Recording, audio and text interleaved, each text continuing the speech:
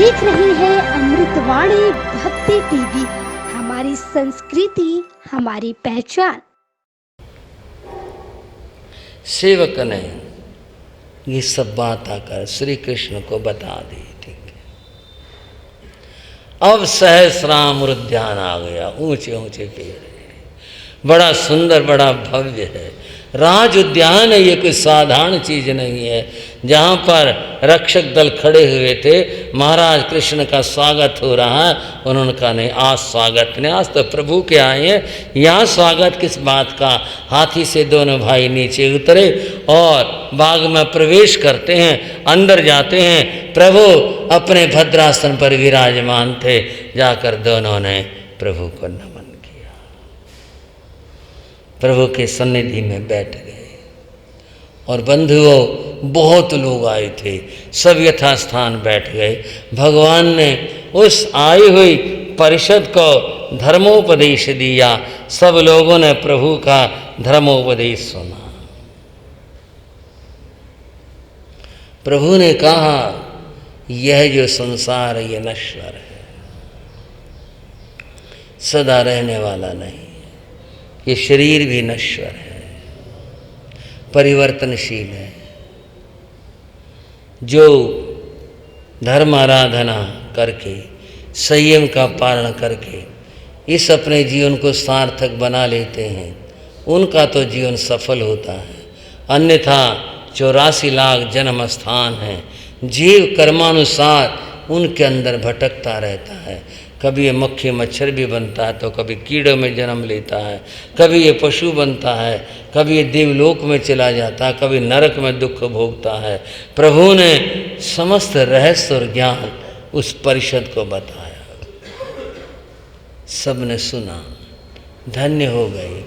और फिर अपनी शक्ति के अनुसार नियम पचखान लेकर के सब लोग चले जाते हैं।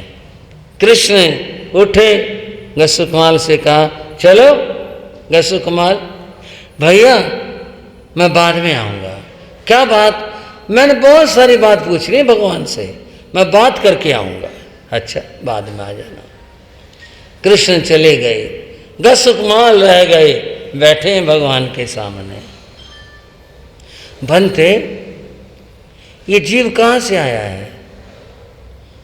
जीव, जो ये 84 लाख जीव स्थान है, इनमें जीव भटकता रहता है, कर्मानुसार जन्म लेता है।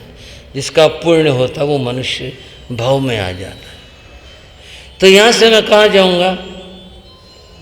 तुम कहाँ जाओगे एक बात है, जीव कहाँ जाते हैं दूसरी बात है। कर्मानुसार जन्म लेते हैं। अच्छा, जन्म जरूर होगा, कहाँ होगा? नहीं, ऐसा भी होता है। कोई अपने अगर कर्मों को नष्ट कर दे तो फिर उसे जन्म नहीं लेना पड़ता। वो फिर क्या होता है उसका? वो आत्मा मोक्ष में चली जाती है। फिर मोक्ष में जाने के बाद तो अनंत सुख होता है, फिर वहाँ कोई दुख नहीं होता है। जन्म मरण हमेशा के लिए मिट जाते हैं। मैं भी ऐसा ही करूं, मैं भी कुछ ऐसा पुरुषार्थ करूं कि संसार का भ्रमण मिट जाए, जन्म मरण मिट जाए और मुझे मोक्ष प्राप्त हो जाए। भगवान मुझे वही रास्ता बताओ। भगवान ने उसे साधु धर्म और गृहस्थ धर्म का उपदेश दिया। उसे श्रवण करके गसुकमाल ने कहा, मैं साधु धर्म को अंगीकार करूँगा, जैसी तुम्हारी इच्छा हो।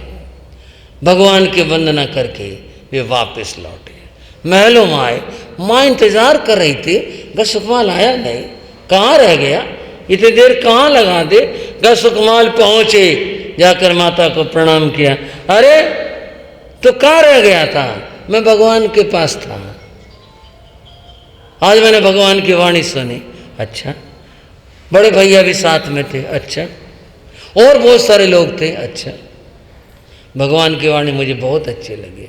बेटा, वो अच्छी होती ही है, भगवान की वाणी तो अमृत का वर्षण होता है।